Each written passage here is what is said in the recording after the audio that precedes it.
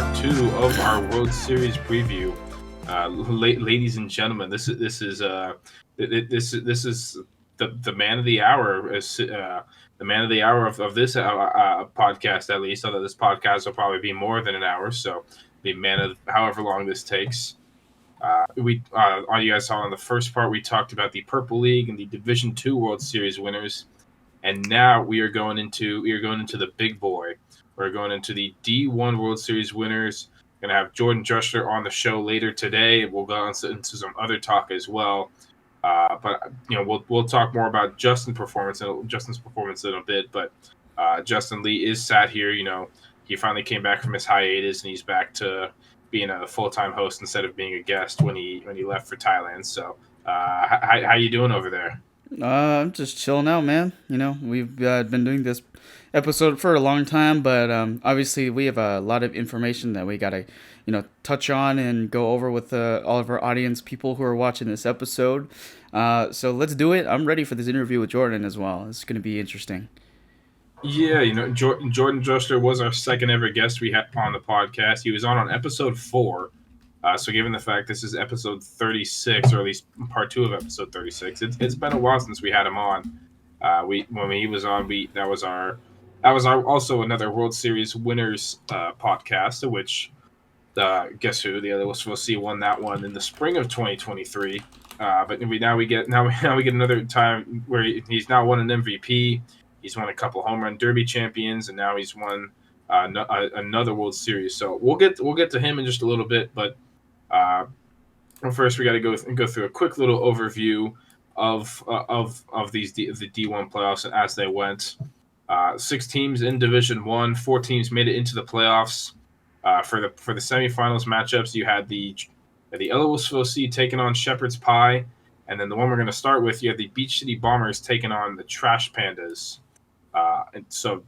First set of games, you had the Trash Pandas taking on the Beach City Bombers. And I mentioned Beach City Bombers.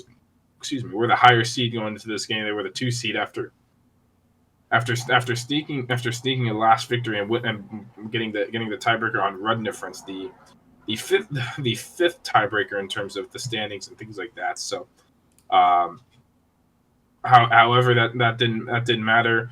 Trash Pandas did win this one in 2 games with a 9-0 win in game 1 and a 4-1 victory in game 2. So just some of your thoughts on how that game went, on how those sound at least. Obviously we had Tyler earlier in the show. If you didn't watch the first part, you better go back up and click on that first part, because we're going to be referencing that a bit in this part, especially with these 2 teams. This was surprising to me because obviously I had picked the other team to win this one, and obviously we get a different result here. I thought this was dragged out into 3 games, but Tyler was saying that his team wasn't able to really get through against the Trash Pandas. They only scored 1 run in 2 games and struggled at the plate a little bit, and then pitching, I don't want to say rust per se, but definitely had some issues, keeping the Trash Pandas bats quiet, and the Trash Pandas ultimately come up here with the little upset here against the Beach City Bombers and get themselves into that World Series pocket where they need to be, and setting up for potentially another rematch here with another team that we are going to touch on in just a second. But obviously in this series, a different story here, and dang it, I didn't get another prediction, but it is what it is. Yeah, we did have a talk with it a bit with Tyler more about it. They just could not get the bats going. Whereas the Trash Pandas, they were getting the bats going early in the first inning of each game. I remember game 1. I think first batter of the game was a solo home run. It just kind of kept going from there. Trash Pandas came out, they were ready to play. Blake Fitzgerald throwing a lot more than he had the previous week. And the previous week, Trash Pandas played both the Beach City Bombers and the Ellisville Sea. They were trying out some different pitchers, some different situations and things like that. They ended up losing both games. However, in this situation, Trash Pandas, they came out ready to play. They had their 5. They were ready to go. And I did say on the podcast, didn't matter whether, in my opinion, Zach Moore was there or not. The Trash Pandas were going to be winning this one. However, Tyler did mention, maybe having Zach was a little bit of or at least throwing Zach was a little bit of an issue, as the Trash Pandas did see him very well, and they were able to score runs. And even though that second game was very close, there was a lot of frustration going on. I remember, as we'll talk about later, there's one situation where we had to redo an at bat because of this series. But overall, I'm not surprised by the fact that, especially how far that first game wasn't very close. I'm a little surprised by that. But overall, I'm not surprised with the results. That's what I predicted for the World Series, and that's Trash Pandas ended up coming out with a victory. Yeah, they do here in this series, and setting themselves up for what the other rematch is. And beat shitty Bombers. They had that Summer World Series win, and then the last two seasons they've gone out they've not won a playoff game. So, as Tyler mentioned, there'll be a little bit of a reforming of the team. Guys like Zach Moore is not going to be around at all. He was around a little bit this season, but won't be around at all. There are guys like Luke Beeler, who's not going to be on the team. So, that Beat Shitty Bombers team is going to look a little bit different from this year and from the fall season. That summer season, they had a very successful season, especially being pretty much, for the most part, a full free agent team. But it's going to be very interesting what we see from them in the future. Trash Pandas, they came out, they did their thing that we all know they can hit. It's just whether or not they can hit at the right time, and clearly here they were able to, and to hold a team like the Beat Shitty Bombers to one run in 2 games when you had a guy in Tyler Moore who won the Hank Aaron Award is pretty impressive overall. They had some great combined pitching there from guys like Blake Fitzgerald and Michael Haskup as well. I'm not sure if anyone else pitched, but I know for sure those two pitched. But it'd be interesting to see. Beach City Bombers did have a very good season. Ended up finishing 6-4, if I'm not mistaken. 7-4. They were 6-4 Division I play, but 7-4 overall. Ended up finishing that number 2 seed. Unfortunately, they come up a little bit short in the playoffs, but we'll see what they got for us next year. But now I think now we can move on. We'll see if we have Tyler Moore on to talk about it a little bit as well. So maybe he'll go into a little more detail. But on the other side of the field, you had the LA Wolves of OC taking on Shepherd's Pie, the 1 seed versus the 4 seed. Here, LA Wolves of OC looking to try to continue that perfect season. They finished 11-0 on the season, and they do so. The first game, LA Wolves of OC win that one 10-0 in 5 innings. This one was that first game was cut a little short, and then the second game it was an 8-1 victory for the LA Wolves of OC. So 2 somewhat similar results across the field. Justin, you playing it, what were some of your thoughts? I thought it was gonna be definitely a challenge to face these guys because they definitely crushed, the other team that you help put together and run a little bit in the OC Whipples of LA. Shepherd's Pie obviously knocked them out in the last part of the season in that do or die game. And this is why they're here in this championship series here against the number 1 seed. But a very tall task to ask if you're taking on a team that went undefeated in the regular season and have to face them in this situation as the 1 seed. So some difficult stuff there. They're also missing one individual as well. That definitely could have helped a bit on the pitching side of things. But they ultimately, offensively, the team kind of came out, put things together, and then the pitching of Steven and Jordan and a bit of Dustin with the mix in there a little bit as well kind of really sealed the deal here. I think I did say this would drag out to potentially 3 games, but obviously not that kind of case. Felt like I had a pretty good day in this series as well overall, and just said they give me a pitch, I'm gonna go hit it, and that's exactly what kind of transpired. So if you haven't seen some of those post-game interviews, they're actually up there on the LA Wolves of OC Instagram. Just got to scroll through a little bit just to go to the World Series clinched graphic and then swipe to the right, you'll find Steven, and swipe one more time, you'll find myself with that post-series interview. One more time, that's all right too. Yeah, wow. So if you like doing that and you want to check those out, you definitely can. And overall, I thought the series is very, very fun series. Obviously, we were on a different field because we didn't have the softball stadium on this Thursday, but here we go. LA with the OC moving on, remaining undefeated to go into the World Series. Yes, I mean there was a lot said there. I'll try to break it down a little bit of points at a time, not in too much detail, because we'll save a lot of it for when Jordan is there. No Evan White there for and no Sergio there for Shepherd's Pie. So they were down to 4 people. It was supposed to see they started off with 4 people. Don Necroni did show up in game two, but we had the return of Dustin Staggs again. He made his first appearance since Halloween, actually. He hadn't been out to the field since Halloween due to work and other circumstances. So it's good to have him back out there. Early things got started real early for the LOC, got things going, and then they continue it on in game 2 as well. Once the only run that was given up by LOC was an absolute nuke hit by Anthony Agrusa. I believe it was second inning of game 2.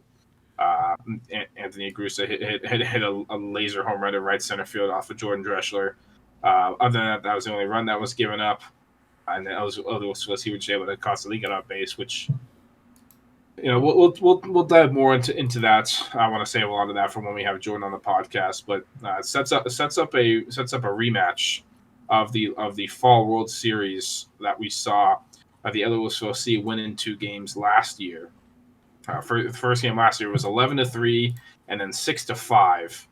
And so we have both those teams playing again, going in the stadium, which that's an interesting story with how we got into the stadium on Friday. But LAFC do prevail over the Trash Pandas again. I mean, that's why I have my bat. That's why I showed it earlier. I mean, this is our Division I World Series title bat. As was mentioned in the previous parts, that's my collection. Makes it award number 10 that I've received in this league. With award number 11 on the way, actually. So, job's not finished. I'm standing on business over here. But LOC take that first game. They win that one 14-3. And then the second game, they take 7-2. Some of your, you have any little thoughts on this? Just some kind of general stuff, or just not too much stuff? I mean, not too much. Obviously, you win the prediction round once again on this one.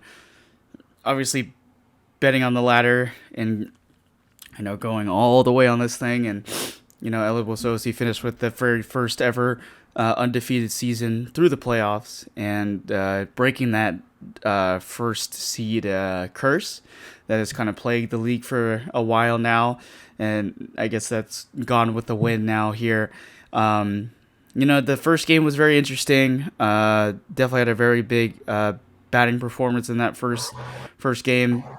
Just trying to do the exact same thing, just swing at the pitches that definitely looked like they were going to be good enough to go after, and a lot of long ball in that first game. That second game definitely started off with an interesting start, but this rematch once again with the Trash Pandas, as it seems like it's the second time around.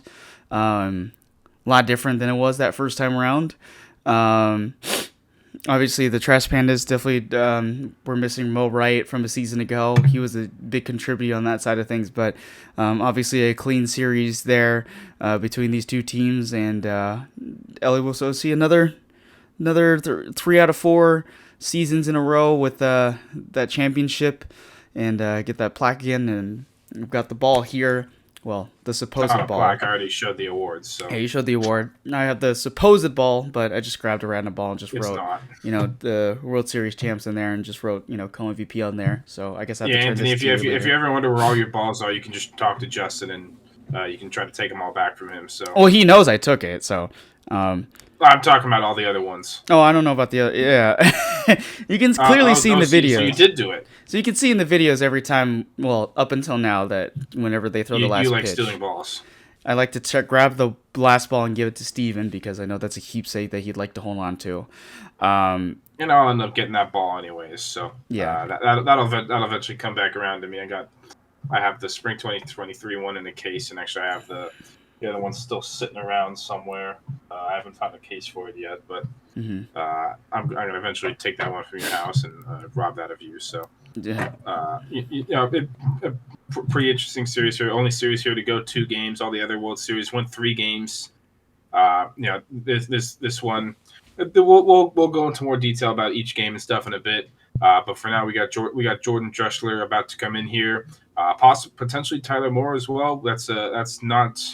We're not totally showing that yet. We need to figure that out right now. So let's kick it over. Yeah. Well, here we go. Jordan Drechsler.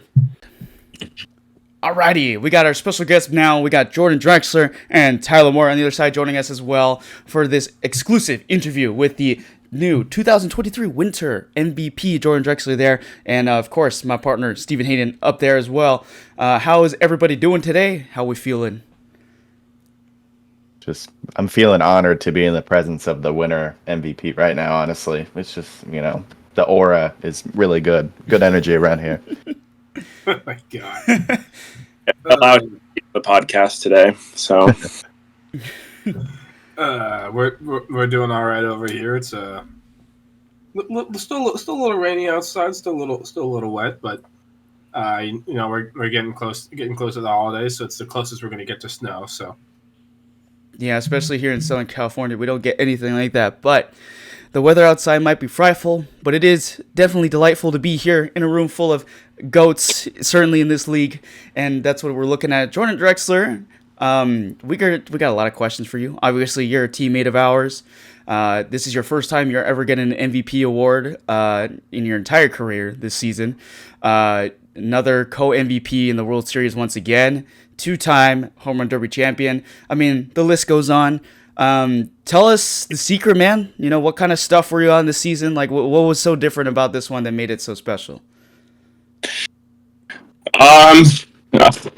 Well, Dylan and Drake weren't there, so that helped. But I think just kind of looking back at some past videos, I think Justin, you started recording. I don't know. It was a couple seasons in before we started getting like the recordings of like our highlights. Mm-hmm. And when you would send them, I just started kind of looking at them and evaluating the swing a little bit more. And I think that just kind of what allowed me to get back on track. Last season, I don't know if you guys can pull up the stats here, but I hit a whopping, I think it was like 270 with like 4 home runs last season. It was like my worst season yet, and I just kind of went back to the drawing board to try to figure out my swing. So I think I made some corrections, and here we are. Yeah, definitely. I mean, obviously things flipped around for you this season from a season ago. Like, give you a little bit of fire under the seat a bit and trying to check that. That was kind of the goal with those videos a little bit. Not just to show it on Instagram and show off to a bunch of people like some other people do in the league. James Lee. But I know Tyler loves those videos, by the way. Big fan. Yeah. But for yourself, I mean, the other goal was to kind of let people analyze that swing a little bit, especially for our guys.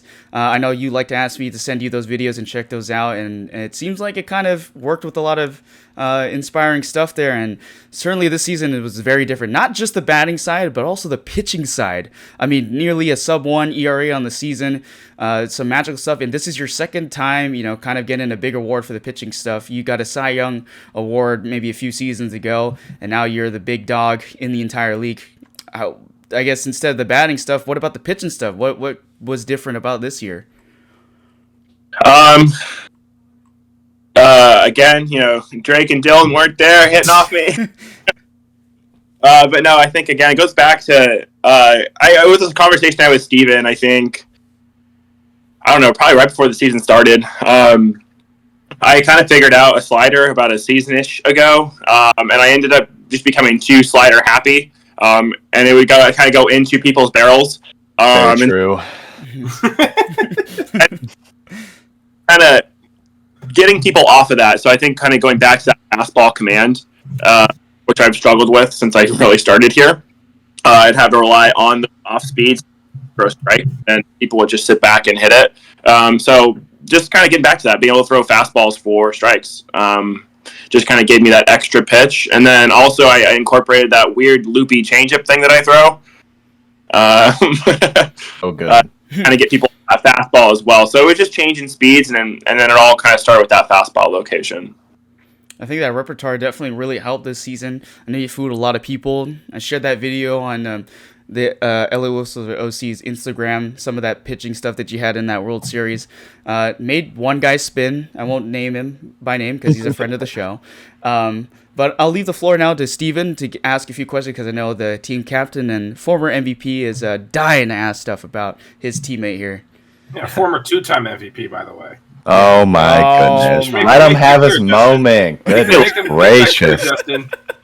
Come on, dude. No, it's good. It's good to have you. It's good to see you again, Jordan. You know, we'll be seeing each other in about a week as well for the tournament we have going on here, which we'll talk more about later and go into detail with our team specifically. But you know, for this season was a very good season for you. Hitting wise, you had the second highest average in the league with a 473 average, a 571 on base percentage, and 12 home runs. And then pitching wise, ERA was a sub 1 until the very last game of the season. 29 innings pitched, 65 strikeouts, only 6 runs given up on the whole year. And a lot of that was times where we had 4 or less players. I had more Ks, baby. Let's go. 6 days. How much do you think just like going back to some of your old stuff really helped with your pitching in terms of you started throwing the riser a lot more, you started mixing in that off speed instead of just giving that same slider look every time? I mean, it all just started with that riser. Once I was able to kind of throw that for a strike, a lot of my strikeouts came from that riser kind of at face level.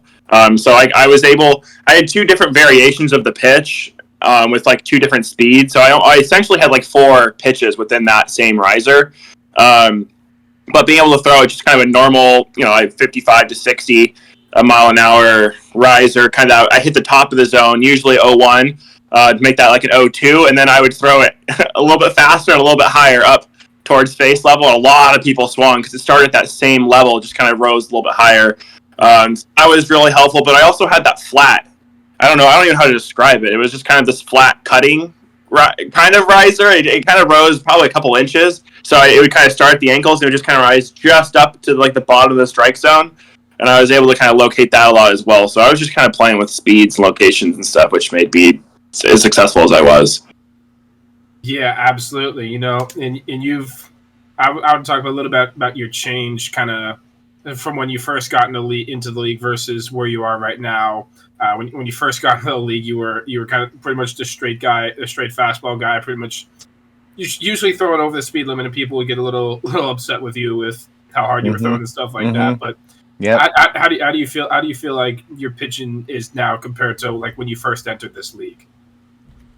Well, I don't even think I could pitch before. I think I was just trying to just gas homies up. That's where I was going. The speed limit was, I think, 65, and I was throwing it like 67, 68. They knew it was coming. Just hit it if you can, Now I'm able to kind of work with different arm slots, different pitches, different speeds, different locations, and that's kind of what has allowed me to be, again, successful. Because we can't throw it very hard in this league, so you have to really learn how to pitch in order to get around people's barrels. Yeah, absolutely, and your pitching numbers improved drastically from some of your previous years. You have won a Cy Young before, but I believe your ERA was something around the 5 mark, which at the time was second lowest in the league. But even you said it was kind of like a weird award for you. What was the question? I was just mentioning, like you have won a Cy Young before, but which I know you've kind of called as an interesting award. given the fact that everyone was just hitting that summer 2023 season. But for this season in general, you got off to a very good start. The first few weeks you were going really good. When did you kind of did it ever cross your mind like during the season? It's like, yeah, this is kind of my year to take over that MVP level. No. Usually, what happens is I have about 2 or 3 weeks, about midway through the season, where I absolutely just go off. And I'm like, this is it. Like, this is kind of where I peak. And then I always valley again towards the end of the season. So I usually, like, you guys have played with me for, like, 3-4 seasons now. Like, that. Or I'll go, like, games. It's usually 4 weeks, 4, 5, and 6. I'll hit, like, 7 or 2 at, like, my 10 home runs for the season. And then I just kind of valley. So as, I kind of went into that, I was like, okay, well, I'm back to where I usually am. I think at baseline, I was a little bit better. I felt better than I did. But then, I feel like the season just kind of creeped up on us. Like, all of a sudden, it was week 9, and I'd given up, I think, it was like 2 runs at that point. Maybe 4 runs, I'm not sure. And I was like, oh, well, yeah, this is actually kind of turning out to be a really good season. Like, I didn't have as much of a valley as I normally do. So, Yeah, maybe that shorter season helped you out as well. Oh, no, like that. For people who are curious, just as a little side note, on the website right now, if you go check out the Orange County Wiffball website, you can go see the schedules for the spring 2024 and summer 2024 season. It's just a little side note. You can kind of see we're going to be starting up January 16th and be going all the way through April, and then so on and so forth for the season. Well, sorry, what? Sorry, is that a paid ad? It almost felt like you like Sirius XM. It had nothing to do with what we were talking about. You just like cut straight into a promo. We were just talking about the schedule. We were just talking about the shorter schedule. Or, relating to your point of the valley and the dip off. You could be have 9 home runs in your first 2 weeks and then have 5 the rest of your league, like somewhere else in here, right, Tyler? That feels like an attack. All I know is I still had the most in the league, so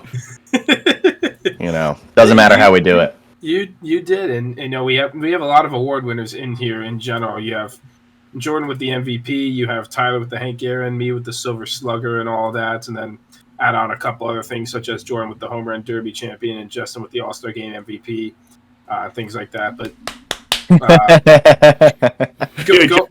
Justin had, I think, 6 RBIs against me in the All-Star game. I think he had more RBIs against me than he gave up the whole season. All year.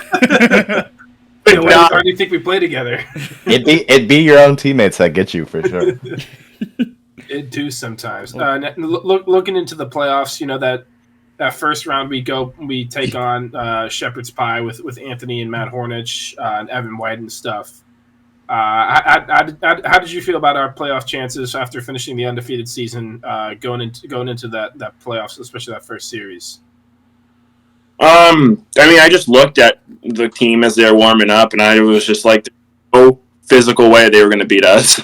I never not, and I don't even want to. It's not even a cocky. I think we were just playing our best wiffle ball up to that, like going into that playoffs. It's like there was just no way that the 3 or 4 of them were going to beat us.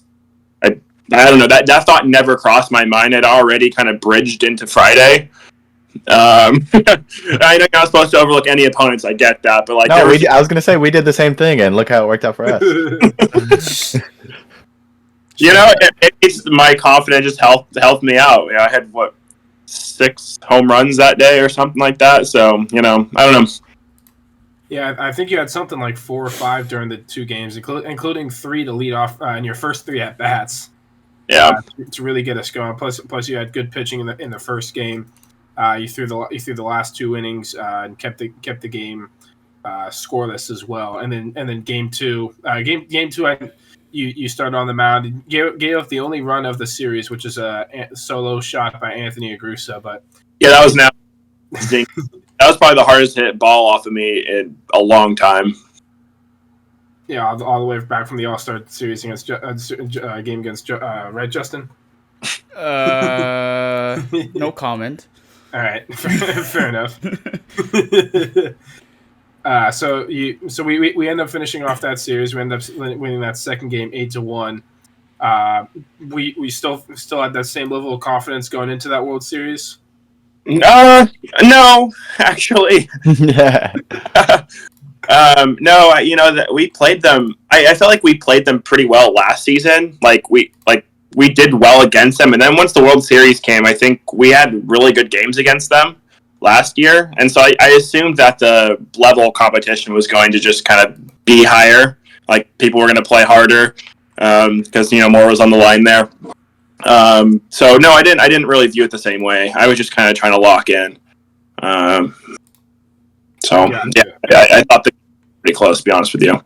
And even just going back to Thursday a little bit, did you think, given the fact that we're going to win our series on Thursday, did you think we were going to be facing the Trash Banders or Beach City Bombers in the World Series? That's a good question. I thought I thought we were going to be facing Tyler's team, to be honest. But Tyler, you were pretty confident. You were telling me before the playoffs started. You're like, we don't want to face you in the first round because we want to face you in the World Series. So there was some talk coming out of his face over here. I was feeling good. Yeah, I was definitely feeling good. But credit to the Trash Pandas. They got us good, and that was 100% them. I can't even say we played bad or anything. That was just them being really good. Props to them.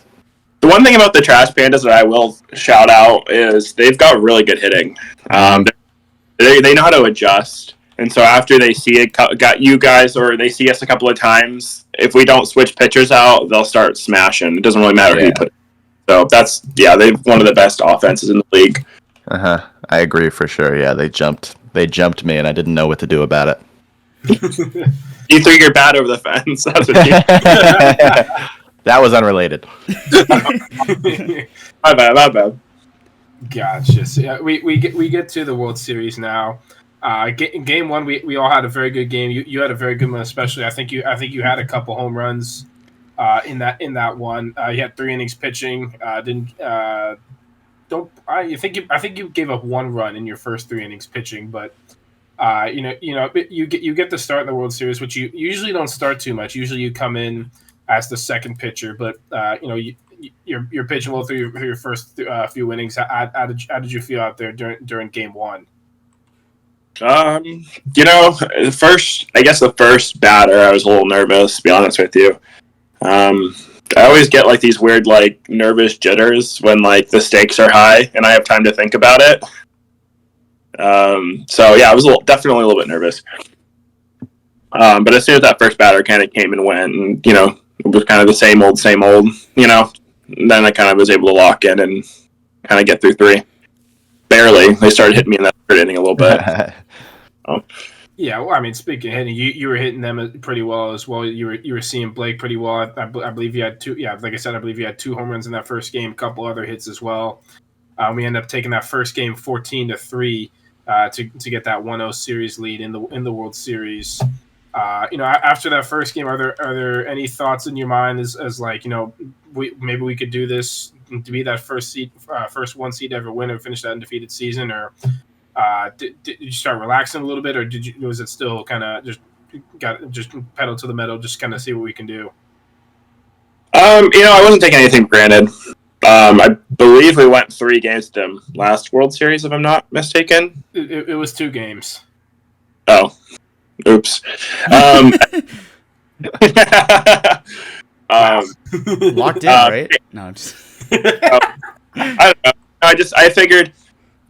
I honestly just thought that they would lock in, and I honestly thought it was going to be a close game, so I really wasn't going to take anything for granted again. I think we had a few good swings, and honestly, that first game, the score was kind of lopsided, but they also had like 3 or 4 hard hits that just didn't land. And then going into that second game as well, when Dustin started, they were on top of us at that second game. Like all of their swings, the entire game were a lot better. They just kind of ran into some bad luck and some good defense, I guess. Yeah, unfortunately, we can't see that defense because someone forgot to record over here. I also had a ton of shimps that started landing. I was seeing that from over there, like I saw Justin like softly hit like 3 balls that got out for some reason. Some reason. That's what I'm saying. What in the world? I had 4 of them in that championship series. Wow, it's, You calling that just sheer luck, man? I'm just kidding. buddy. I am. Don't worry. I wonder if home run leader of the league is luck or anything like. No, just kidding. That's an unrelated matter. The recording thing was just like I totally slipped my mind because we like started that second game pretty fast after the first one, so I just totally forgot to like run back over and press that thing.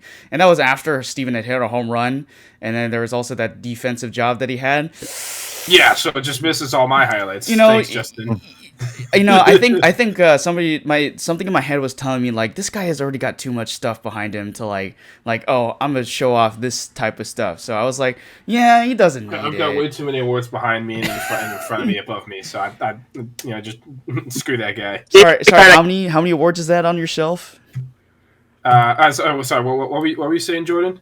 Kind of guy. Wow. Probably his wiffle ball accolades every morning before he gets up. It's like, I just roll over in bed. The first thing I see is just my plaques hanging up. He wakes up and kisses his plaques good morning. each one. Tucks them in. Yeah. Oh man. Alrighty. Now we'll get back to Justin's question. I don't want to derail this this too much, but you come in for the last inning, Jordan. We're up 7-2 at this point. I want to make sure that you close this game out. Get have the MVP close it out. Plus, I closed out the Spring World Series and Dustin closed out the Fall World Series. So I want to give you that opportunity. The first few, I mean, it had been a while since you pitched, but the first few batters you struggled a little bit. But then the last three batters you came in, locked back in, you got the last 3 outs, and not allow a run. Was there any point you were a little nervous during that last inning, or did you still feel confident that whole way throughout? That's a good question. I would say that I was definitely I felt like my delivery was just a little bit off. Like there were some pitches I felt like I had thrown perfectly that just didn't hit the zone, or they just didn't swing. Which is they're right. They're down the last inning. They want to make sure that they're in a count that they want to make sure I'm throwing strikes and whatnot. So, I got a little nervous once the bases were loaded and the top of the lineup was coming up. Like a little bit because we were only up by 4 or 5 at that point, right? So. Yeah, it was a 5-run game at that point. Yeah, so I got a little nervous, but I don't know. Once that first strikeout came, I kind of found my mojo again. Had a couple of balls. I think they swung at 1 or 2 that weren't strikes, and that kind of got me back into it. And then I just found the release point again. So that ended up working out well. And I would say that was probably my hardest inning all season, but also my most rewarding. And it just so happened that it was like the last inning of the season gonna win, so kind of it was really climatic and Yep. I do want to take you back a little bit to game 1. That there is the video that was posted, that funny little the comeback sequence from your 3-0 count against Michael Haskell in game 1. Just walk me through that. What was that like for you? Yeah, that was just hilarious, to be honest with you. He's a bit of a free swinger, and so that the first pitch was like super, I think, outside, if I remember correctly, but the next 2 were like right there in his wheelhouse, but just a little inside. When I went back and looked at the video, I'm like, it almost grazed the strike zone, so I was kind of shocked that he didn't swing, to be honest. And then 3-0, I was just gonna throw a normal fastball, and then as soon as I lifted my leg, I saw him. He just put his bat on his shoulder, and I knew he wasn't gonna swing, and so that's when I lobbed it. I think it was like 38 miles an hour, right? It was just somewhere in that. Something slow.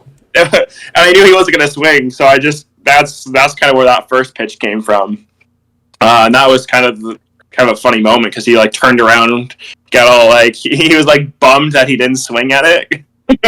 Yeah. And then the next pitch was perfectly painted on the inside, and then I was able to come back to get him 3-2 on that strikeout. But that was just kind of a funny moment. He probably regrets not swinging at that because that was a big moment. It was, yeah.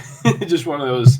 It's one of those funny times you get throughout a series or when you're playing a team and things like that. But I would have walked him, to be honest with you. Like I wasn't to give him anything good. I was just going to give him a good old 65 to 68 mile an hour fastball. Hit it if you could. Like, that's where I was going with it. And then when he put his bat on his shoulder, that's when I just decided to lob it. I will say it has been nice seeing the transformation from what you being consistently like that's 65 to 70 mile an hour pitcher to very consistently staying under 62, and then sometimes getting that 33 mile an hour pitch to land for a strike. It's been very nice to see. It's a lot of work that we've put in, a lot of work that you put in on the side to get that to work, and we're very happy for you that it was able to come around and end up leading to an MVP for you and for this winter season. So. But we finish off that World Series. You get the last out. We win that one 7-2. Winning the third one in 4 seasons. How did that feel to you once it was over? To be honest, not as exciting as I would have expected. The way we all just looked at each other on the field after that, it was like, yeah, we should have won this, and we did. Like there wasn't really any big celebration. It was just like, hey, good season. We did it. I take that back because like when you look at where we came from, very first World Series that we won, we were like yelling and screaming and jumping around. Like that was just such a crazy moment for us to kind of get to this point where we go undefeated and we just look at each other like, yeah, we belong here. It kind of shows our growth. And of course, I'm super excited. You play to win, right? But like, yeah, it didn't have that like magical feel to it, I felt like we all just kind of looked at each other and was like, yeah, we belong here and we should win this. Like we have a good enough team to win this and we are expected to do well. And I think we just kind of performed to expectations, to be honest. Yeah, although I do understand that. Although to that same point, was the first time a 1 seed has ever won the World Series in Anthony's career running leagues and things like that. Sure. And, while we did have a great season, it was the second time we had an undefeated season. Why are you taking pictures of us? Oh, that's an unrelated matter. And I mean, while we did finish with that undefeated season, we were the second team to finish a season undefeated. After what happened to the other team? Maybe I think you told us a little bit about that on your earlier part, Tyler. But yeah, pretty sure they took an L in the World Series to somebody. Yeah, but it did feel pretty nice. There's nothing like your first, is what I'll say. I agree. That first season, especially with us, with it being our first season together, and just the way it happened with us beating Dylan's team on that Monday night, and then Tuesday beating the team that had crushed us earlier in the season 13-2. So, it did have some magical feel to me. It's like I wanted to finish that undefeated, and that's what I did predict on the podcast. I predicted that D1 regular season perfectly. But biased. What week did you predict this? Biased. Sorry, what was that? How many weeks ago did you predict that we were going to go undefeated? Literally the day before. This was our playoff prediction. I predicted throughout the playoffs we would finish undefeated, which Justin thought we would lose 2 games in the playoffs. Damn, Justin. Hey man, I was giving people the benefit of the doubt here. No, I legitimately thought Beach City would drag that out to 3 games. I thought. You also said the Shepherd Spice Series would go out to 3 games. Oh yeah, I mean if they had one like their extra guy over there, but he wasn't there. But and if they played like they did against OC Wiffles of LA, like why not? They could definitely have the ability to do so. But when you have 2 people, 3 people, 4 people with extremely good bats, like things can go sideways real fast for you. True.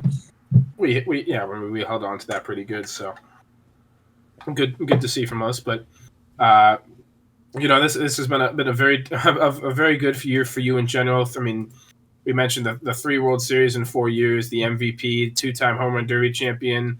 I'm trying to think if you had any other awards throughout this calendar year. I can't remember off the top of my head. But given this success from this season, almost a picture perfect season for you. Sure. What do you expect for yourself in the future seasons? Yeah, great question. Dude. Sorry, you can take your time. Okay, all right. Just trying to calibrate here, and let's see. You calibrate.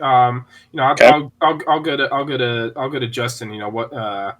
Given what guys like guys like you and Jordan does, how do you expect our team to do for next year?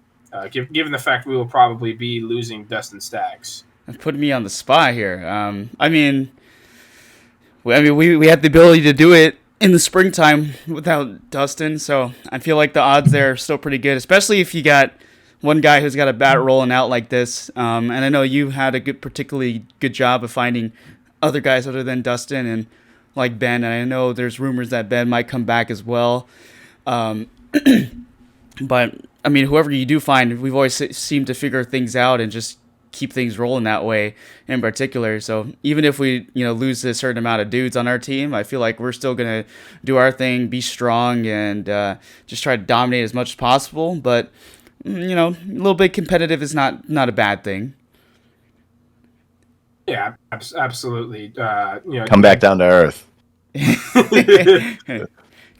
Oh yeah, I mean, you kind of took us back to earth in a way, Tyler. Given the fact that we got bounced. You took the only World Series that we didn't win, so congratulations. We have. Thank you. I appreciate that. We have all the World Series winners here for this whole calendar year, except for one. Good work, guys.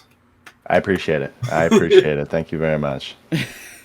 All right, Jordan. If you've given us some thought, what do you kind of expect for yourself and the team for the future?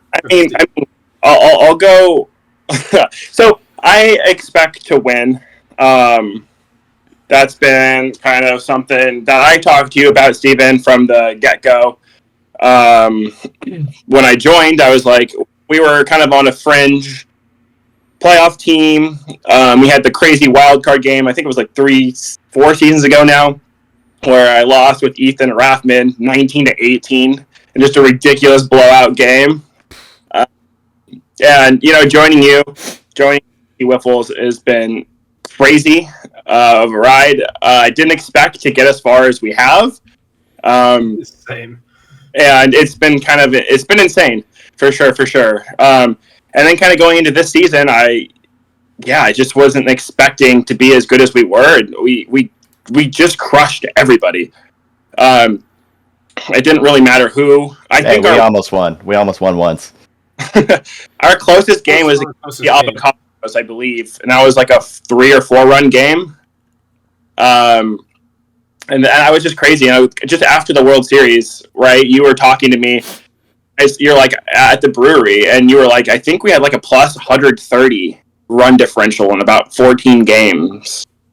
Yeah. So, I can go into that right now. I was actually just about to bring it up after you were done talking, but okay. Well, let me keep going. And after you're done.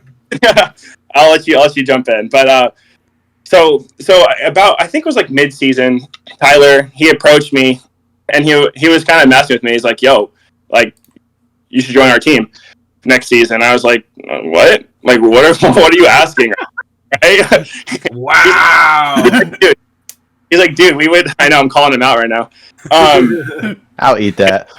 He was like, "It'd be really good." And he said, I think Zach, he's leaving. They're going to have a little bit of roster turnover. And I was like, why would I go from winning to winning? like is that an upgrade, And then better jerseys. Ah, whoa. Well, I'm not a I know, true. Do you guys have alternates? Yeah, dude. We got alternates. Yeah, it's whatever we have on underneath. That's our alternate. It's my plumbing supply shirt that I wore. Like, it was my good luck. But anyway, so as the season kind of started winding down, I was looking at the competition, and I started actually thinking about his offer. To be honest with you, I was like, dude, like as fun as it was just beating everybody just to a bloody pulp every game, like it would be kind of cool potentially to like. Well, that's an exaggeration. A little, but we all expected to win every game, and anyway, I started thinking about it a little bit more, and And I guess as a big announcement, dude, I'm going to be joining the Beach City Bombers next season.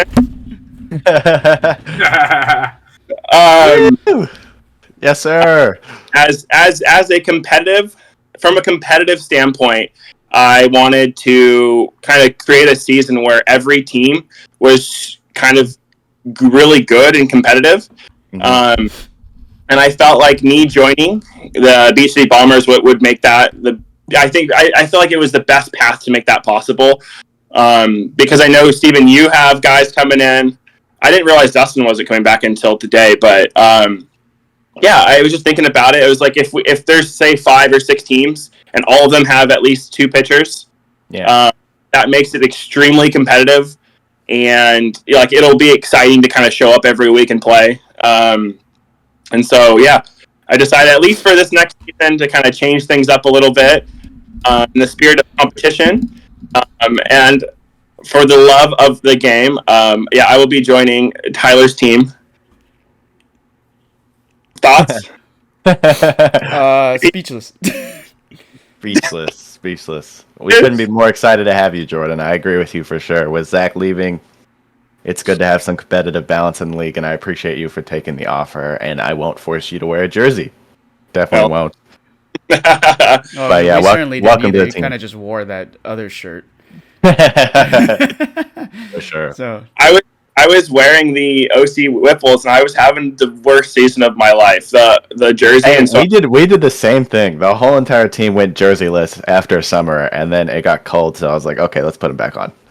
Back to the jersey. So I don't know if it's a jersey, maybe it's just a mental thing, but yeah. So, Steven, what are your thoughts, dude? Is he frozen? I think he's processing or something. Here. I'm still good. He's shocked. This is a big announcement. I'm just waiting to see how long this prank is going to go on for. A season. This would have been something nice to tell me off the camera instead of just telling me right now. But we want your live reaction. This is what big media shows are made for, I guess. Interesting. Okay. Tell me what you think, Steven. What's your first thoughts here? Yeah. Well, I can't say that on live YouTube, but. Ariel, bro, let us know, dude. I can put can you bleep me, Justin? I can totally. Yeah, sure. I mean. I was going with the prank for a while, but it seems like you guys are still continuing on. Fortunately for you, it's no prank. Great for me. It's no prank, dude. I was looking at it. I talked to a couple other people in the league. I wasn't telling them, it wasn't like I was going behind your back or anything, but I just kind of wanted to see what people's thoughts were about our team and kind of where we were this season. And it just at least for a season, it just makes sense, I think.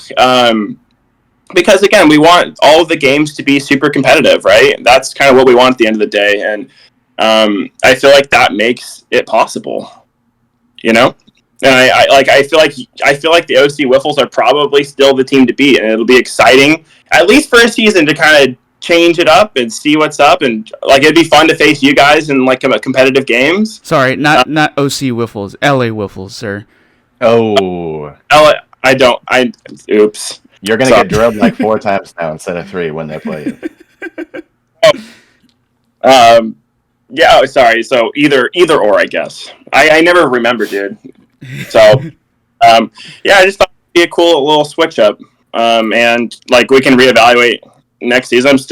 I'm basically brothers with you and Justin, the whole team and everything. But I just think from a competitive standpoint, I think it would be better for the league, and I think it would be just fun to at least face you guys a couple of times and just see what's up. So interesting. We'll talk more. We'll talk more about this off camera because I have some roster stuff to figure out. Since I obviously run the two teams, I gotta figure some numbers out and make sure each team has got enough players now, because I did not know this was a possibility. I didn't know this was a thought and thought. So I'm kind of blindsided by this right now. This is I thought it would be best to just get it out there. It wasn't something that I was considering for very long. Like, it wasn't like this like dark plot. Like, at the beginning of the season, like I'm gonna tell Steven at the end of the season. It was just something that kind of percolated as like it went on. And I was like looking back at the numbers that we all had, and it was just like, yeah, like let's change it up for 10 games and see kind of what gives. Justin, kind of what are your thoughts about this? Interesting. Interesting. Like Steven said, very intriguing. Man, I mean, at least you're not leaving the league. I guess that's the big thing. We're going back to a time where we faced each other, but obviously we know each other now instead of telling each other to slow down each other's pitches. That was another time. Yeah. Very interesting. Oh, I mean, maybe I can try to take your spot as the big hit guy now. Hey, you were ERA this season. Come on, man. You were that guy. You were that dude towards the end of the season for sure. I mean, you lit Zach up and won the game against you guys. So, very good player for sure. Yeah, I mean, Steven would say that's just luck because, that's just how it goes. Tyler said earlier, what do you mean? That was me, yeah. I thought Zach's exact words where he's like, I thought that dude was bad. I didn't know he was good. Well, that's a revelation. After the game, I was like, yeah, I forgot to give you the scouting report that Justin's good now. Yeah, there was definitely a certain point where pretty much was like one of the worst guys on this team. It does feel nice, for though. Sure. Well, probably the worst, for sure. I hate you. I mean, guaranteed out every time. Justin, Steven would say that your home runs are hit off the end of the bat.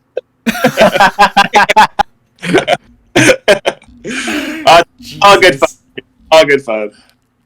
But no, one of the things that I noticed going through a couple of these seasons is that as the season goes on, the batting, for whatever reason, gets better towards the end.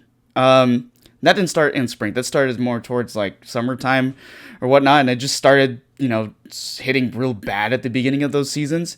And then, since we had this back-to-back season stuff, fall, winter, kind of carried everything, I guess that momentum a little bit from the end of the fall to the winter. Mm-hmm. I guess that trip to Thailand helped somehow. So I don't know if that has something to do with it.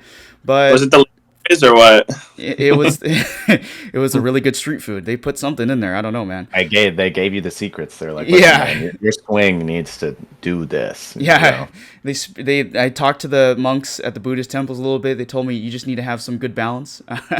Good balance. Some spirituality. You're striding too far forward. Stay back in your stance. Yeah, you got taught like the Shaolin monks teach kung fu. But no, came back, just went back to basically the basics and just trying to have a solid swing and just trying to hit instead of just trying to hit the long ball. And somehow that translated into hitting more long balls for I don't know what in the world. But the math just doesn't add up. But I'm glad that stuff worked out. And I'm sorry, Zach, if I'm not what you thought I was since the summer season. But here I am, man. Yeah, that's big time facts. What's the Shaq meme? Was I'm sorry I wasn't familiar with your game. That's for real. That's Zach. That was Zach for sure. Yeah. Gotcha. Well, I mean, with all this stuff going on now, and this is apparently why Tyler wanted to come on for this part of the podcast. Yep, this is the whole reason I wanted to come on. You kept denying me, and I was like, just let me on for real. I didn't deny you. You were just like, we're good with you only being on part one, and I was like, no, I need to be on. So you guys did do the behind the back. So, but I mean, how are you two feeling about if this isn't actually a prank? How are you guys feeling about teaming up and playing with each other next year? Even mind around this third best player leaving, dude. Yeah, right? I mean, it's just like. It's definitely, it feels good for me. I'm excited to, even though we're losing somebody as good as Zach, it's nice to be picking up somebody who was better this year in every way. So it was definitely nice to, it feels good to kind of not have like a weird skill gap because as I'm sure a lot of you guys knew, like Zach wasn't here for a lot of the season. So we were having to go with, other pitchers like Charlie, Charlie and Will and the new guy Scott, which Charlie's getting a lot better. He's really good now, honestly, and he's like Jordan. He's figured out how to mix speeds, and his slider is really good. So I'm excited to see how all that's going to go. But it's definitely nice to pick up, an Ohtani level guy, basically of OC Wiffle. So that feels really good. It feels like Trout and Ohtani kind of uniting right here. So Okay, all right, relax. I think it's good for the sport. Personally, I agree with Jordan in that it offers a little bit more competitive balance, because I think if we didn't have Jordan this year, it would have been an in between year for us. Not saying we wouldn't compete, but it would have been hard. It would have been hard to try and win a ship. So, and you guys probably would have just ran away with it again. So I agree with Jordan. I like the competitive balance that it offers, and I think now we're going to have more teams with a more equal opportunity to compete for a championship, rather than the Wiffles just steamrolling everybody with a plus 150,000 run differential. A weird season for that. It didn't. There were games that could have probably been other games that could have been a lot closer that were not as well. So I agree. I think some of the stuff was a little inflated in terms of numbers and things like that, especially on our end. One in particular I could think of is the first time we played the Trash Pandas in the regular season. It was 2-2 going into the fifth inning, and then by the end of it, it was 18-2. It was just one of those. Well, it was just one of those weird situations where all of a sudden, as soon as Blake went out of the game, we started hitting and things like that. So, I mean, there were a couple games like that, or like for example, we were losing to, what was it? It was like 2-0. We were losing to you guys in the fifth inning, and all of a sudden we racked on some runs and ended up. Yeah, Dom hit that 2-run shot out of nowhere. His swing was set all game. Then he shortened up for one swing and got us right back into it. It was insane. That was the moment of the season for me, for sure. Dom was MVP of that game. Helped us roll through.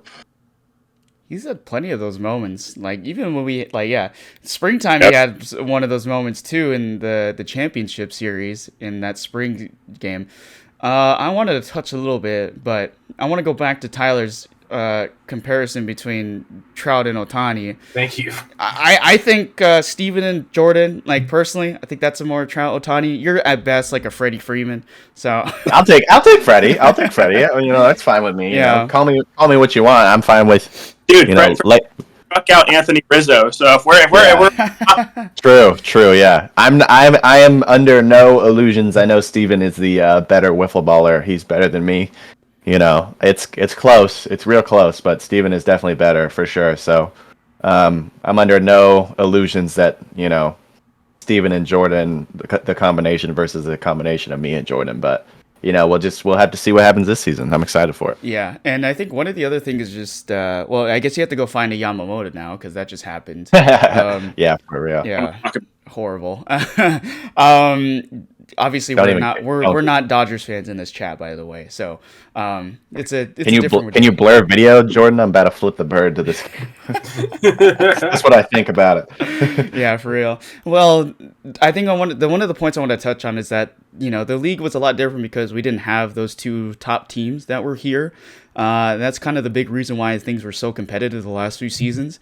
And what made it so sweet in that spring season, for me personally, was just like the fact that we were this underdog team, so to speak, going into that spring series and beating out not just the first seed in the championship series that went all the way through 3 games, finished off miraculously, and there was so much pressure on the line there. And then the fact that we swept the team, not even by that many actually in that World Series, but just it was still close regardless in that World Series. I felt like that's just what made it sweeter, and just the fact that a lot of us were trying to figure out how to win a World Series or whatever. I know Jordan at that time was like, I need to find a team that knows how to get to the playoffs and actually win stuff.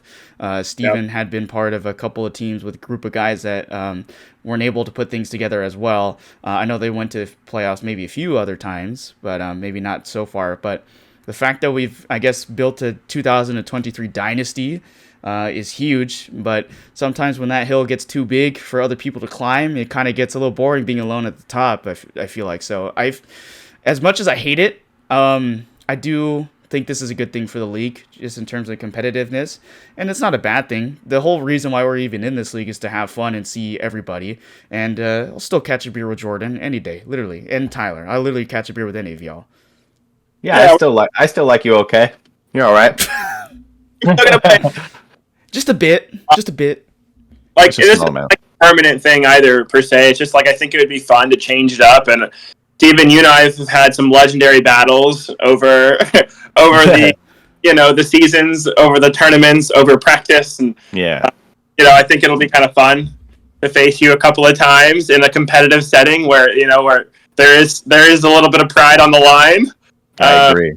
I think regardless of what happens, I know that the LA Wiffles are going to be really good. I know they're going to be probably the number one team. I would assume they're still the team to beat. So it's going to be fun, kind of looking up and trying to beat you guys from a different standpoint than it was this last. So and maybe I can actually do it. I've been looking up for the past few seasons and not been able to even score a run in most of our games. So it'll be nice to hopefully have a decent chance at beating you guys. And I agree with Jordan on if Jordan plays one season with us and then leaves immediately, I'm not offended. I don't. At the end of the day, it is what it is. It's about having fun for sure. And I agree with Jordan's mentality. And I heard through the grapevine that if Zach ever decides to unretire, he's not going to come back to the Beach City Bombers. He might be looking out for a certain animal that likes hanging out in the garbage if he comes back. So keep an eye out for that if he decides to unretire. But so there are definitely some things swirling around. But I agree with Jordan for sure. It should make things interesting. I need to pull some. I need to go into my recruiting bag, I guess, and make some phone calls. Get some NIL deals on the table. I got some calls to make. I do run 2 teams. Maybe I could figure some stuff out, but we'll see. There's enough talent on both teams, or you could do exactly what you did to me. Just go talk to somebody and give them the promise of a ring. And then it happened to be 3 here, so for real. It's just exciting, and it's just I think it'll be a good time, and I love the idea of facing you guys at least for a couple of games. And I think Tyler, I haven't really acknowledged your team. Obviously, you guys have some players, and it's going to be a small group of guys. It's going to be 5 of us, 5 or 4. Still not sure yet. One of them's on the jury, but yes, we'll see. Well, so the difference maker. Up. Up.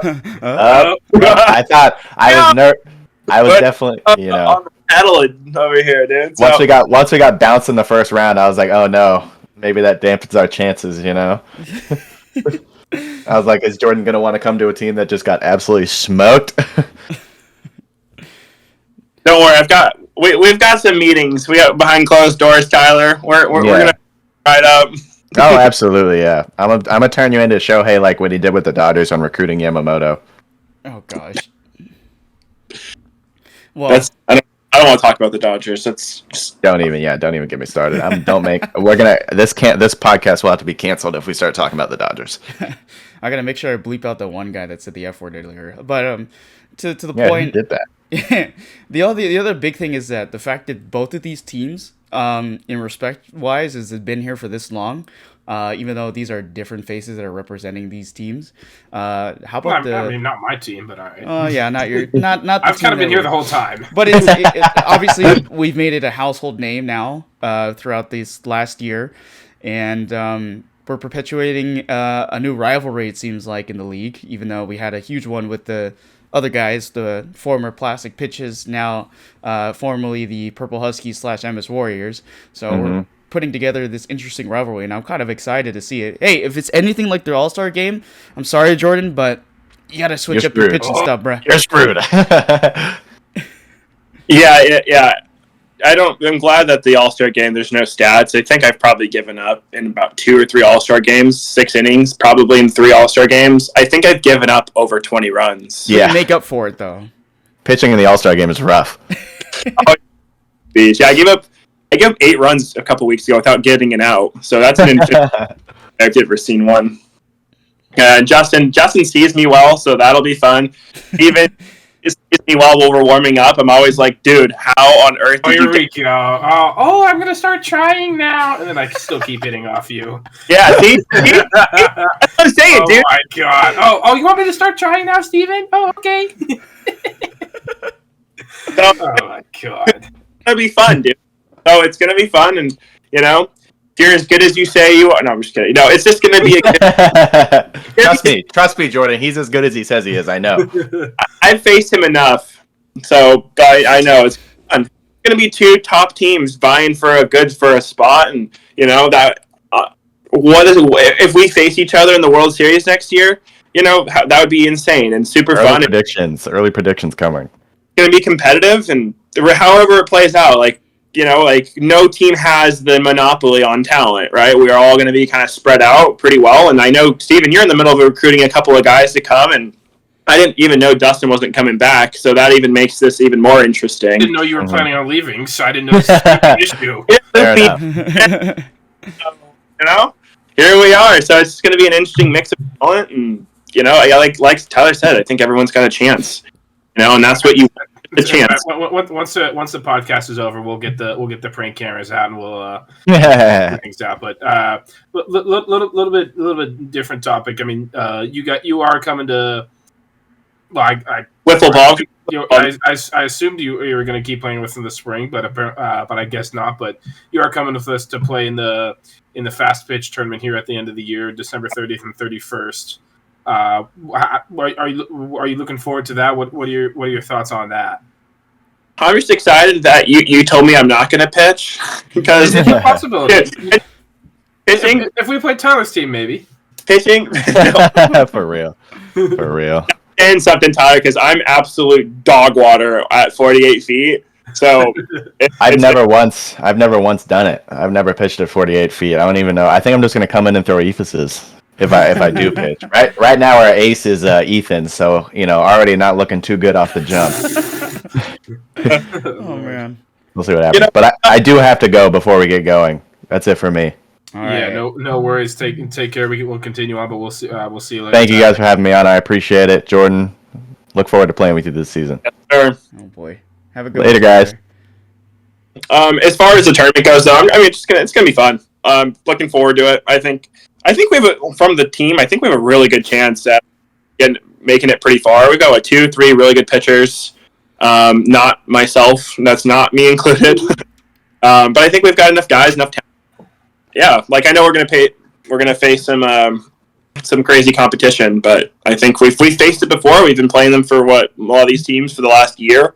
So we've seen some of the Trevor Bauers and the Tuies out there. So yeah, gonna be very interesting. We're gonna talk about it in a little here on the podcast right after we're done with your interview. So gonna be very interesting to kind of go through our expectations and things like that. But I think we gotta.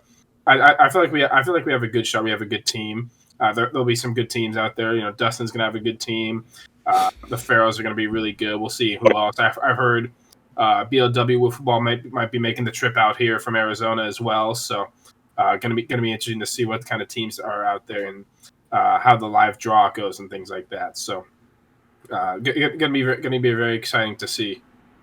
Yeah, I'm excited, man. I think we really got a good chance, mostly because I'm not pitching. Just keep saying that for the podcast. It's tough, really tough to pitch at those that distance for because it's just full. It's max effort.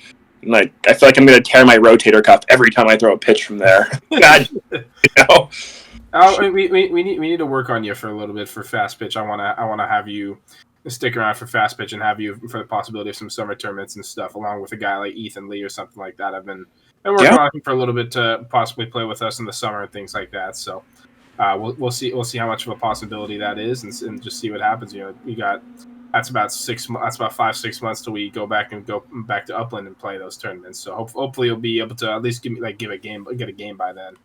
Yeah, no, I definitely look forward to playing with you guys and practicing with you. Even though I am joining the B-City Bombers, I still plan on hanging out and playing tournaments, practicing, all of that stuff that we've always done together. None of that's going to change. We're still family, Absolutely, might have to make that a week one matchup or something like that, where it's our two teams playing each other, which has been a tradition for some of the past couple seasons. But that'd be such a fun way to kick off the season.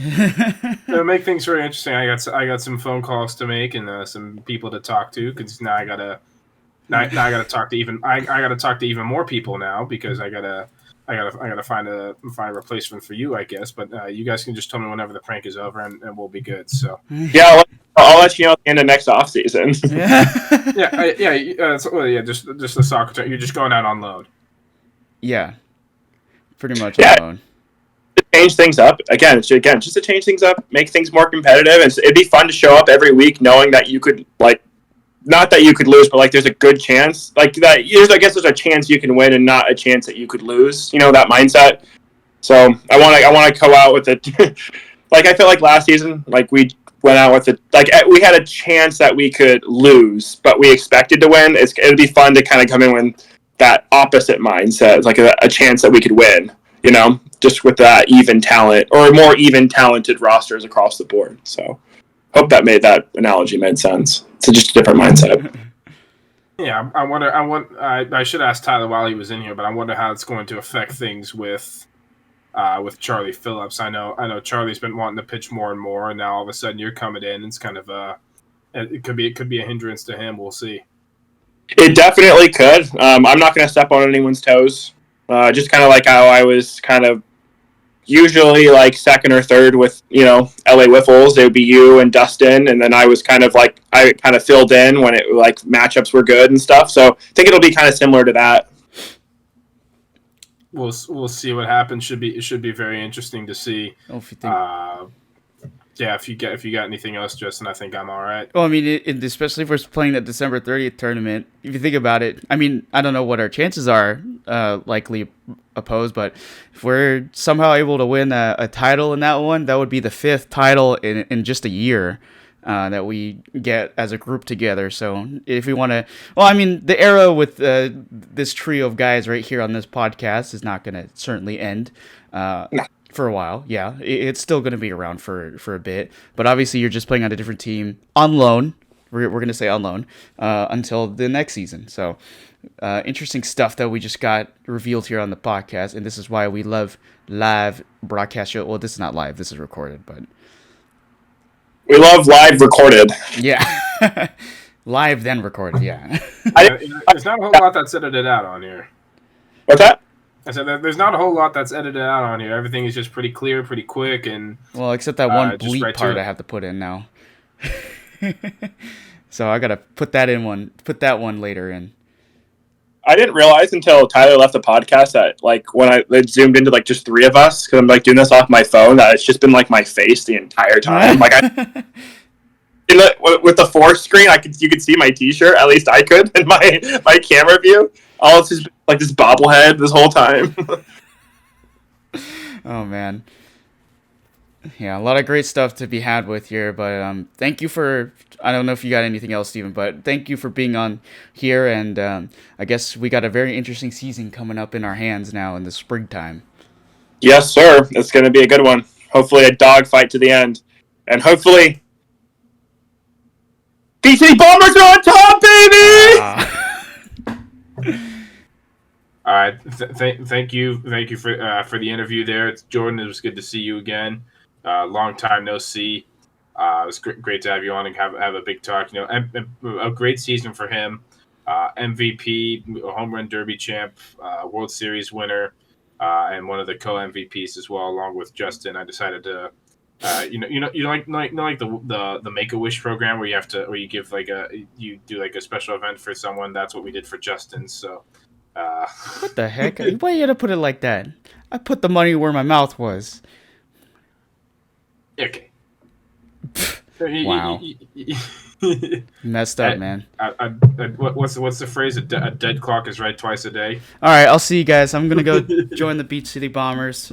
All right, good. Yep. See ya. It's about time. Thank you for Jordan for coming on and coming to talk with us. We do talk to him a lot, obviously because he's on our team, and he also does stuff with other things outside of OC Wiffball in terms of other Wiffball. And we've hung out just in general, just outside with him. So, this year's been a great year with him, as we mentioned on the podcast. You get him on the team right away. You win a World Series in your first season, and you win 3 World Series in a year, and you also win that OC Summer Classic. It shows a lot of the impact that Jordan has had being able to get that second pitcher in there, and then just to keep adding guys. I mean, we even split us up into 2 teams. We were still able to do that. So I mean, bringing in guys like Dustin Staggs as well was big for us. Who may or may not return for next season. Which I'll give you guys some breaking news. It sounds like Dustin Staggs will not be around, so that'll make our team a little bit different. But I still have the utmost faith in both the LA Wiffle and OC Wiffle LA to do pretty well for next year. So we shall see what happens. But speaking of outside wiffle ball, where I talked about Jordan Drechsler and Justin Lee, and guys like Jordan Drechsler and Justin Lee doing stuff outside of OC wiffle ball. We are going to be playing for OC, representing OC wiffle ball in the SoCal Wiffle Ball Winter Classic, taking place December 30th / the 31st.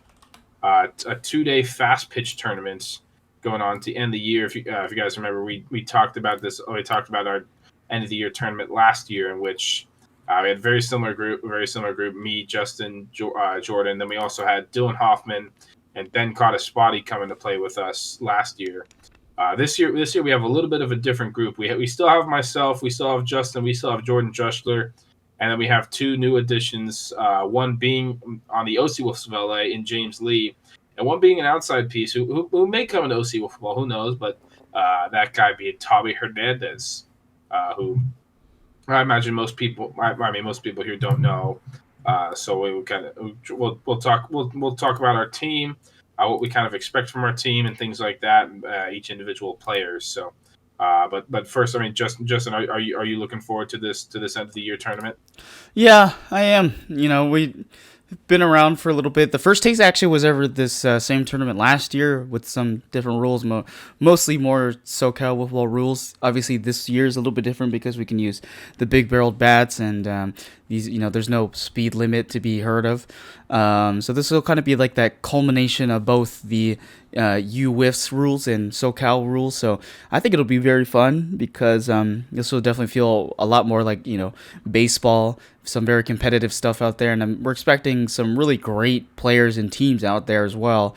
So this is going to be huge, especially in preparation for all the future things that potentially want to get involved in, such as the UWIF's tournament next year. Obviously, missed out on that this year. You were there for sure, and I'm sure that was fun.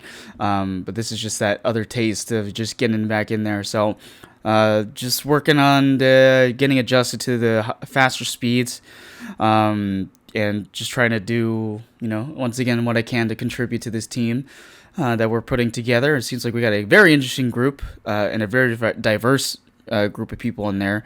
But I think it should be a good day.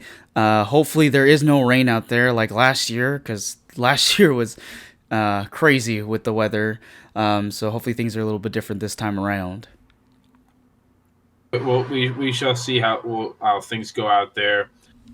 It was a tough decision for me personally, whether to go play with the SoCal Wiffle team, guys like Dustin and things like that, or to make my own team and get some guys out here, get another group out there.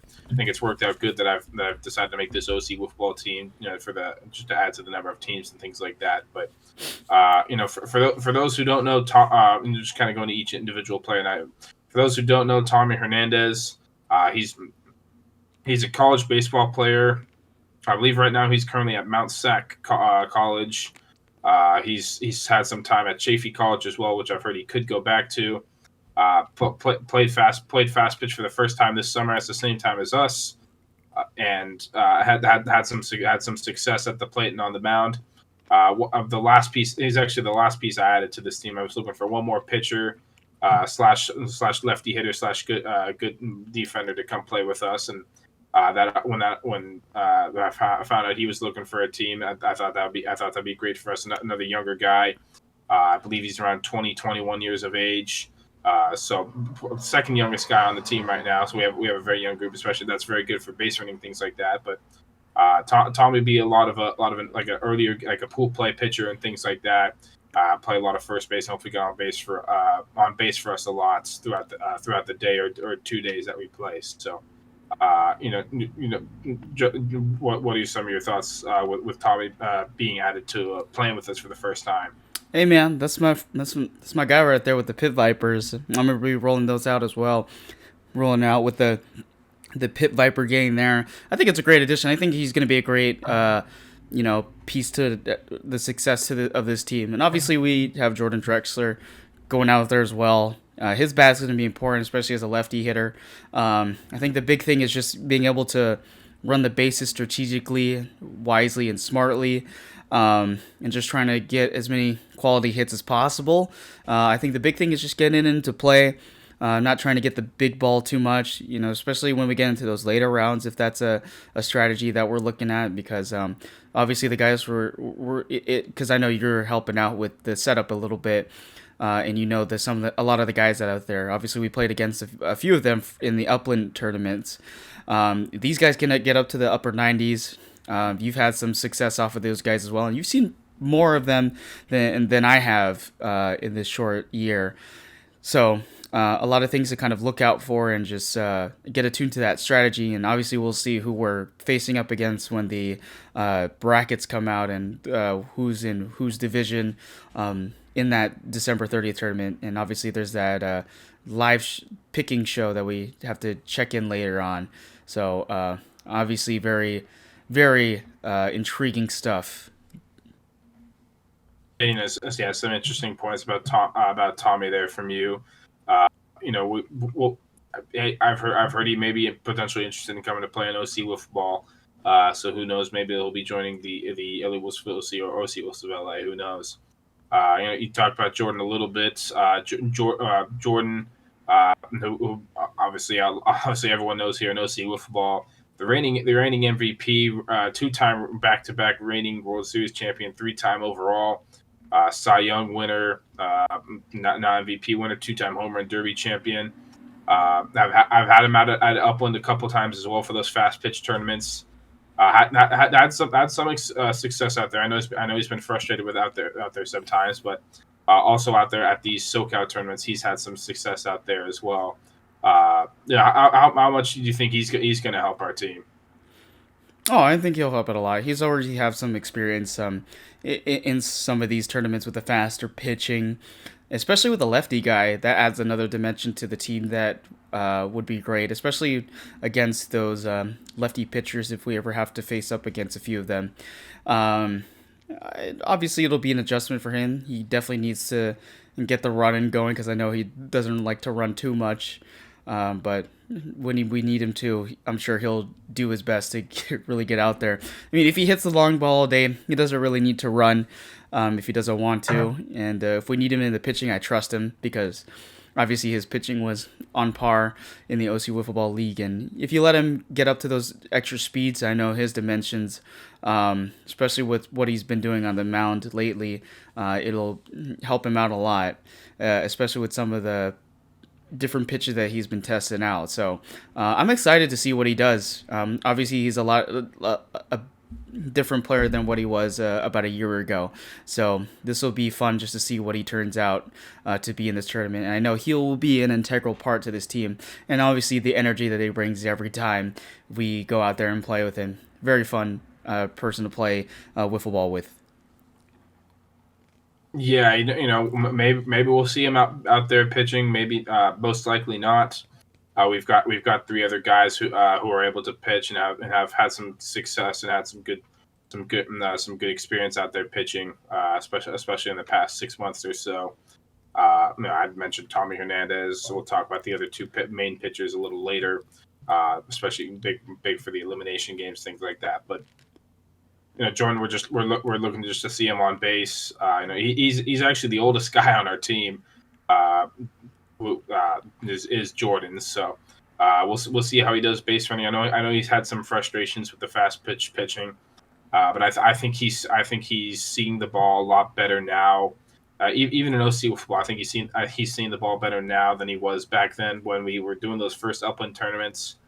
And so I'm hoping that transitions over to this tournament. He's just able to it doesn't have to keep getting hits all the time. I just want to see him on base and just see him just do the little things that maybe aren't on the field, such as just like helping out, getting balls on the side, things like that. Because he doesn't like playing. He doesn't like playing defense much at all. So I may got this team at 5 so he doesn't have to, but instead just about doing the other little things. So it'll be interesting to see with him. And obviously has experience with that tournament last year. So next guy we got up on here is Justin Lee, the brother of James Lee. Justin Lee has been out to Upland a couple times as well. What do you kind of see for yourself, and how you think you can transition over to this tournament? He's not my brother, man. That's I'm pretty sure he is. No, he's not. Dude has got literally none of the same genes as I do.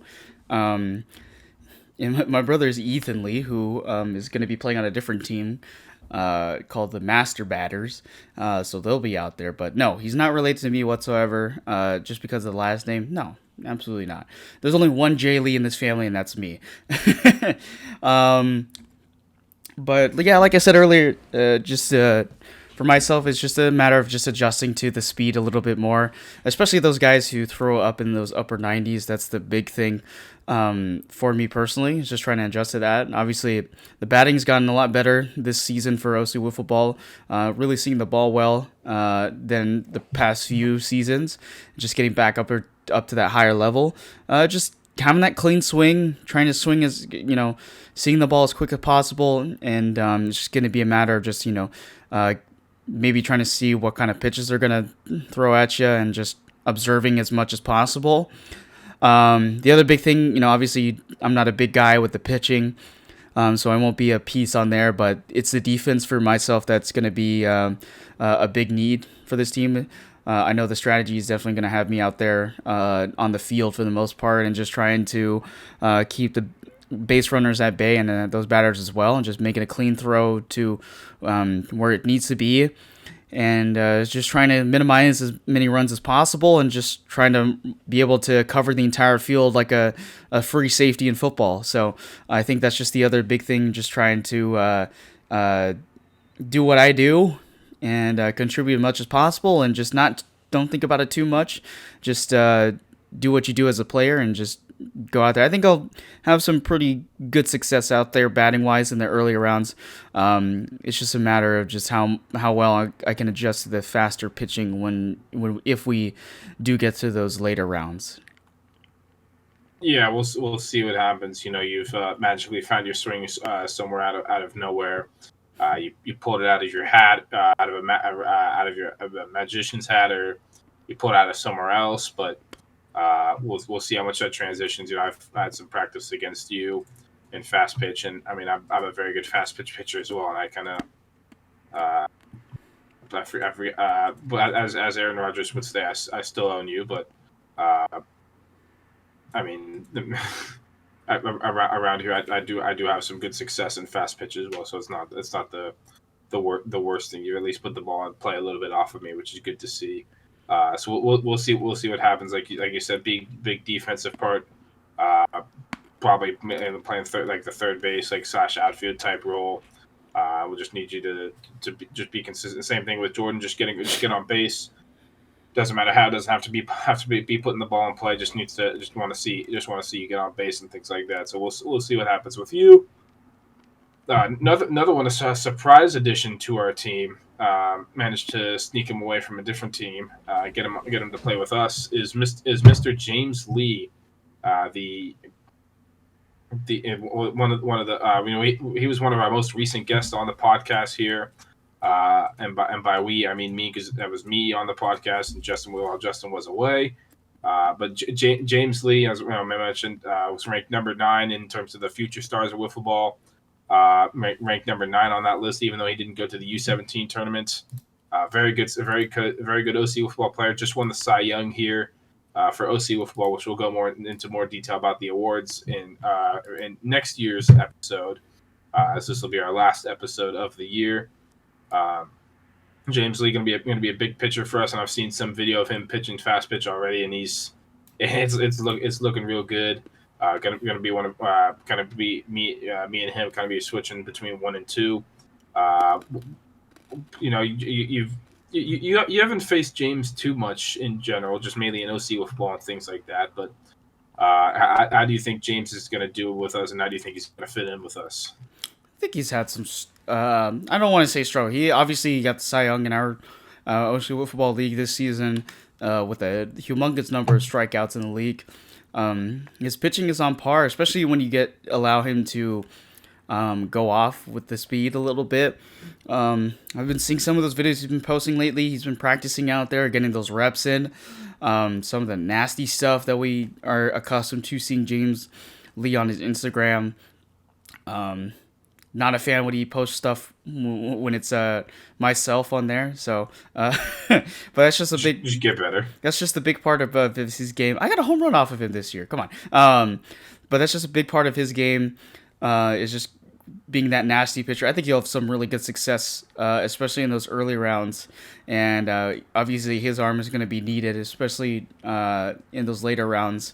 And then yourself as well. We'll also need that arm to be locked in and ready to go as well.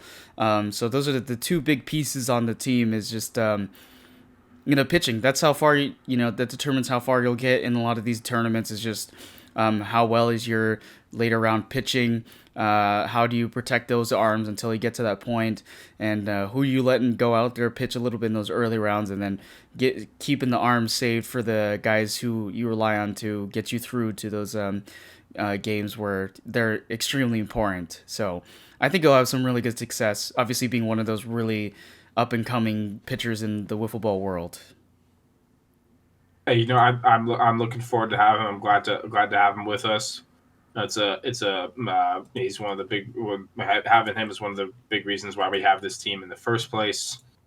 So I'm very much looking to him. Obviously, his number one thing is going to be the pitching.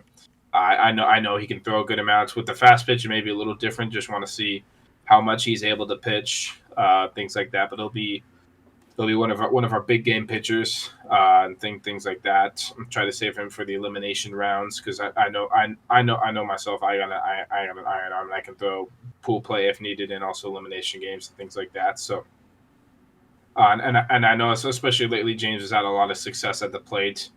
I think seeing the OC with ball pitching has really helped him just see more success at the plate and be able to hit the ball better. Both seasons he's played in OC with ball, he's hit over 400 so far, I think that's transitioned over to some of his other play as well. So hopefully he's able to come out and have some success. I did see one interesting swing he had was posted online of him not hitting the ball, but that is what it is. Hopefully he learns from that, and I think my guidance is going to really help him at the plate as well. Tournaments like this is just about getting on base. You don't have to have a hit, and it's just getting on base and having some timely hitting and smart base running and things like that. Just getting those runs across as much as you can. So we will see what happens from him, but I'm very much looking forward to playing with James Lee, who, as I've mentioned on this podcast before, I'm sure he was almost with the LA Whistles of OC instead of the OC Whistles of LA at first until some last minute additions happened, and then I wanted to let him be on OC Whistles of LA to be more of a star, which he clearly has been since he entered the league. But finally, last player on the team is the captain himself. Mr. Stephen Hayden. Before I go into any detail of myself, what do you think of me as a fast pitch player and relating to the style, and what do you think you can expect? Horrible, honestly. I mean, just straight up horrible. Yeah, no. That's what I wasn't up on. Just horrible. Just pitching nearly every game of every inning and getting us to the semifinals. Just horrible. Yeah, terrible, man. I mean, I'm surprised we haven't won a single tournament yet. What the heck? No, I'm just kidding. Obviously, no, high expectations are on the bar here because obviously you have more experience with this than most of the guys on this team does, minus maybe one in particular. But for the most part, the expectations are through the roof here. The pitching style is a lot different than some other guys, and obviously somebody like yourself likes to test a lot of new different pitches out there and learning from some of the best. I know you kind of picked some advice from some of the guys up there in York, Pennsylvania, than some of the other tournaments as well. Obviously, I know you've talked to a few of them as well, and some of them in Arizona you've been out to as well, and then you're good friends with Dustin, and I'm sure you guys kind of grow and nitpick a lot of the other big name guys out there as well. So I think the expectations are high here, and I'm expecting at least some really good innings as we get into this one on the 30th for sure. So definitely, and then as equivalent as it is, including the bat as well. I think that's the other big thing here too, because you've played in SoCal this season, on top of participating in all those bigger tournaments. So, and you've already picked up a lot of newer bats too, so that's going to be another key pickup, is just getting some good hits and some good pitching. That's just a good balance overall. And I'm trying to kind of be that connecting guy for like the different wiffle ball players around here in California. My connections with OC wiffle ball, my connections SoCal, my other stuff with some different fast pitch stuff. So I have a lot of experience in all three different pitching styles. It's hard to say. If I had to choose one pitching style, it's hard to say which one's my favorite. But this one is interesting. It's just kind of letting loose in terms of the speed and things like that. Being able to go out there and throw hard and try to blow up by people is a very different experience from, say, like OC wiffle ball, where that speed limit makes a huge difference in terms of how hard you could throw. And things like that. So I've got some good expectations for myself. Kind of that. I kind of split between me and James for that number 1/2 pitcher. I think we're both interchangeable in terms of that. I'm more of an iron arm. I can kind of throw all day and still be good, which I've shown it Upland multiple times. I've had days where I throw 15, 16 innings of fast pitch wiffle ball in a day, and I've had some of the better players out there. It's the teams that. The team that's won a lot of those Upland tournaments talk about they were surprised how hard I was still throwing, despite the fact that I was in my 14th, 15th inning of pitching during that certain day. So, we'll see what happens. I've had a lot of experience recently going to York, Pennsylvania, playing in the World Championships, getting to face. We faced 4 relatively tough teams out there, and I was able to have some play success, and a lot of stuff I got robbed of out there, including one home run getting robbed right at the fence, and one home run I thought it was going to be a home run, but was kind of taken away by the wind. So, and also I had that Arizona tournament most recently. I had 3, I guess you could kind of say 3 scoreless innings versus some of the top players in the world, including guys like Jordan Robles, David Wood, aka Toast, and some of the other Las Vegas whifflers such as Jordan Pone, Steve Trappis, and Javen Treska. So I've had some success. I've had a good amount of success pitching, and even just being able to talk to those guys and get a better understanding of what they have. I think I'm going to be able to do a good job of leading this team, and being able to make sure I'm there involved with every single game and all of that, and not having to sit on the sideline, and I can kind of control that a little more. So.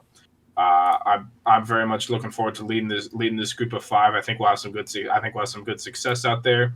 We'll see what happens, but that's your OC wiffle team that's heading out there for this tournament. I know you like some other guys from our team, such as like Ethan Lee, Chris Lee, are heading out. They're on a different team with guys like Tyler Moore, Charlie Phillips, and Will Cantrell. So it'll be very interesting to see out there. It'd be fun if we were to play against each other, but we'll see what happens at the end of the day. It's going to be a very interesting tournament in general. I think we got a pretty good group going out there. Yeah, I think so too. Should be fun. December 30th is a very fun tournament. I know a lot of teams head out there, so we're expecting a big turnout there as well. And then obviously we will talk about everything that kind of just happens in that tournament. Not this upcoming week, but the week after, when the conclusion of those tournaments. And by the time that happens, we'll be in 2024, ladies and gentlemen. So. Yeah, this is our last one we got for this year. We appreciate everyone tuning in. This has been our first year doing the podcast. We've done 36 episodes. Was it 52 weeks a year? So we've had some weeks off and things like that. Some parts and some stuff where it's multiple parts, such as this week. So you could count those as 2 if you want to. So probably had around 40 videos on the channel or so. We appreciate you guys coming in. and tuning in to us each week. At some point we may even try to do like a live or like an in-person podcast as well. So should be exciting for us, but can't wait to see what happens. But we had a lot of discussion today about these winners, especially with this part. We had a lot of discussion about ourselves, so we have to discuss a lot of that with Jordan. So appreciate him coming on, and I hope you guys get a good break from wiffle ball. The next season will start January 16th, and the signups and registration for that will be happening probably, I think, somewhere around the new year. Those will go live, so make sure to stay tuned for that. Emails will be sent out for that as well. So make sure to stay tuned in for that. But in terms of this season, in terms of this year, we appreciate everyone coming out. Whether you played in one season or played in all four, appreciate you coming out playing in OC wiffle ball, and we'll hope to see more and more people as we continue on this league. Yes, sir. And obviously, we won't have one next week, so we'll see you guys in 2024. And Merry Christmas, everybody. Enjoy your time with your families this weekend. And obviously, during New Year's, check out all the hang out with some of the people you haven't seen in a while. And hopefully, everybody has a very great time on this very Merry Christmas. And for the last time in 2023, Justin Lee and Stephen Hayden on That Scuffed Up. And we shall see you guys in 2024. Yeah, LOC will continue to improve and be better. They say 4 titles cannot be done. We'll see what happens with us, but.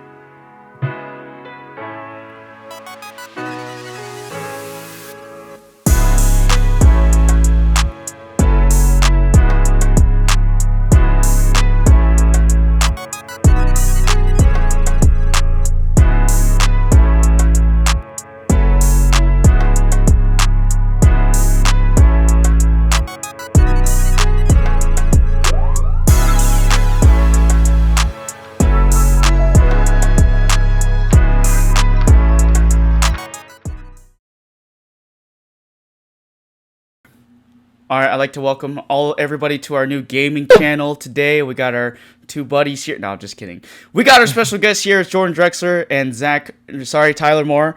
Uh-oh. You guys